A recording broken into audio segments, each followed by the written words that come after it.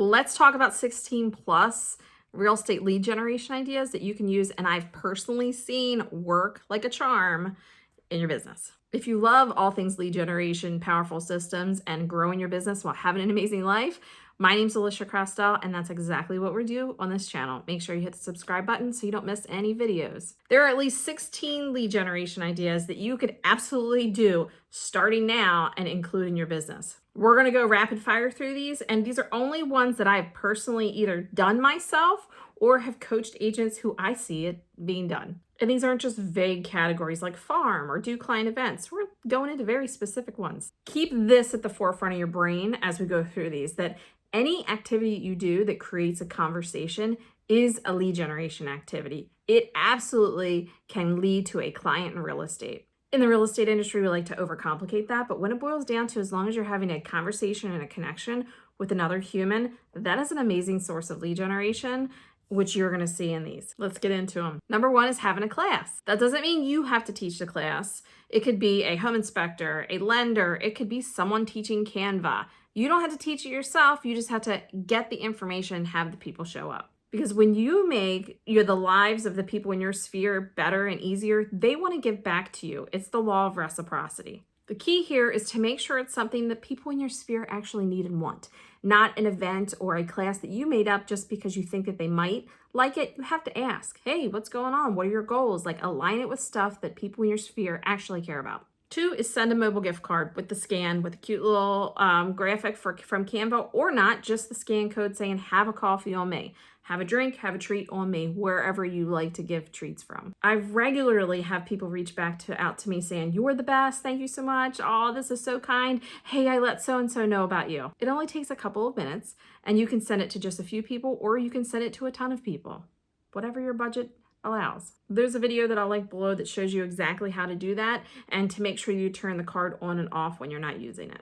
Number three is to show up. If you have any family member in a sport, show up for their events and talk to the people who are there. This one you want to do consistently because over time, people will get to know who you are and trust you. Four is piggybacked on that, is that you play a sport or an event or do an adventure, because the people that you show up with will get to know you over consistent time and will want to use you. Like, they're going to know that you're good for whatever you do, whether it's real estate, lending, whether it's selling Tupperware, right? Like, whatever you do, they're going to know you're such a good person from spending this time with you that they would want you to do it. Like some of these, I personally have an experience with this one. I signed up for 2 6-week classes, and by around 6 weeks, 7, I had 2 clients and created about $20,000 of income. No, I didn't talk about real estate. I just showed up, people get to know you and figure it out. 5 is pop buys, but being very specific.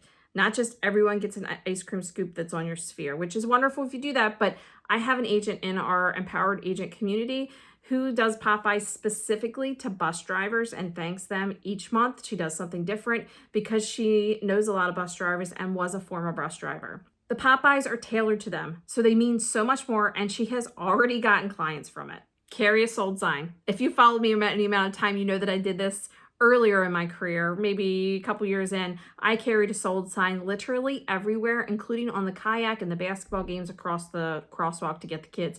People asked me about it. People asked me to take pictures with it, and I got clients from it. Is it cheesy? Yes. Does it start conversations? Yes. I'm an introvert. I'm probably not going to be the person that comes across and talks to 25 people unless there's a reason for us to talk. And oddly enough, they would actually ask me, what's the sign about? Why are you holding the sign? And I tell them. 7 is videos, short or long form. You could do a 10-second video, or you can do longer videos like I'm doing on YouTube. It creates trust, lightning speed for people, because they can see through a video, right? Your personality comes out. They know if they can trust you or not almost instantaneously. That gives you so much leverage in your business to be able to make relationships that way instead of having to go out in person all the time, especially if you're an introvert. You get to put in so much effort in the beginning, and then you reap the rewards as people watch over and over and over again.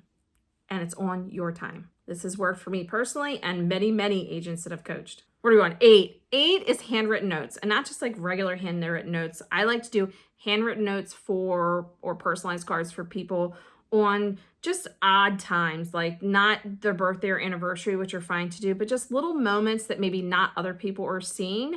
And while I'm doing real estate, or out and about, I'm looking at opportunities to send people cards and notes to celebrate them. Because you look so much different when you actually show appreciation, send a card, and take the time. People know that you are just on a different level. I got a listing from this exact strategy. I was showing a house and the neighbor came out to talk. I remembered the neighbor's name, looked up the information, wrote him a little note that just said, hey, thanks for sharing the information about the house. It was so helpful and we're grateful for your time. Listed that house and sold it. Just because I took the extra care and sent a handwritten note to him. I was at UPS the other day and the lady working was so nice. She actually ended up giving me her card to show me her Instagram account. I stopped, actually went to Chick-fil-A afterward, got an iced tea, and then I sent her from my Send Out Cards account. Thank you so much for taking the extra time to help me out. Good luck with your catering business. Will I get business from that? I don't know, because you don't know the dollars you put into account, the energy that you put in, you don't know which ones are going to return. But if you do that enough, you will get clients from it. And that's not really why I'm doing it. I just know that that's what I like to do. It's just a byproduct. 9 is one-on-one. Lunches, go for a walk, coffee, anything you can do to have a conversation with people, one-on-one. 10 is client events, big or small. And some people get hung up on client events that they don't necessarily want to have that. You can have it just as a get-together. You don't have to call it a client event, but it's getting the people that are in your sphere together to go do something, to have conversations. If you want to level up your client events, you do it with your branding in mind. Like, do things that actually support who you are. Like, I do a crab feast as one of my events. It's fun, people get behind you, and it pulls your branding along. And you can do these regardless of what your budget is and get sponsors if you need to. It could be as simple as pancakes in the park, ice cream in the park, and cost you $50 or $0 if you get help with support. And if that little voice in your mind is saying, well, yeah, but what if nobody comes? Doesn't matter. It's the invite that's the most important, that people know that you care about them, and the opportunity to come. It does not matter who comes. You'll have conversations with whoever comes, and you'll have conversations with the people when you do the invite, when you respond, if they have questions, and then the thank you at the end. 11 is if you don't want to have your own event. You just want to piggyback off of another community event. This is a whole strategy that I teach in the Results Accelerator. You can take any event in your community and say, hey, I'll be there. Who wants to come? You're just kind of acting like the coordinator and seeing if people want to come. They don't have to RSVP to you or anything. It's super simple. Hey, I'm going to be there. I'll have a cooler of waters and popcorn. This would be great for an outdoor movie. Or, hey, I'm going to be there. Stop by. I got snacks and Gatorades if anybody wants any. Low pressure, low cost, really big impact. Even if 0 people come, you've attempted to coordinate this and they see you as a leader. Have you done any of the ones that I've suggested so far? Or are you going to do one of these? Let me know in the comments. 12 is a networking event, but not like BNI, which is absolutely fine too. I like to do groups of things that I actually enjoy, right? Around topics that I enjoy. So it might be a mom's networking group, it might be an entrepreneur lunch, and get people together, handpicked, that I like to get together and see if I can support their businesses and we can support each other. Just with the intention of getting together and helping each other out. No requirement for a referral, no nothing. It's more like a mastermind. This is incredibly powerful because A, nobody stops to do this. They definitely don't stop to coordinate it. So if you're the coordinator with this and you're showing up and adding value and helping these people get to know each other, connecting those other people is such a huge value. You will get referrals from this. I've gotten referrals from this. And so I love doing this and I should bring it back this year. 13 is whatever your hobby is or another business that you like to do and love to do, incorporate it into your business. For instance, I have an agent who likes to make soap. She is a soap maker. She has put together packages of very amazing soap, like they're amazing soap, and delivered to where she used to work. She has gotten a buyer and seller from that, and she's been an agent, I think, 1.5 years. We tend to try to block out like anything that's not real estate, like people, we can't have another part of us in life, but that's the exact opposite. The more you share about what you do personally and you involve people in your hobbies and you do things like gift things that you like to make, the more connected you are. The more they're like, this is a real person who actually cares and not just somebody online who I see their stats, but do they really care about me? Amazing opportunity. 14 is joining a club, which is kind of like including your hobbies. But I'm talking about joining a club. Like I had an agent who was a runner and was not running because he didn't have time, because he was out there lead generating. Not enough time to run and do what I really, really love because I was lead generating. And I said, well, hold up. Why can't you run with people that you would love to do business with? Because runners are like breeds, right? Runners like runners. Why would you not run with this group? And, you know, it will work out at the end of the day, I promise.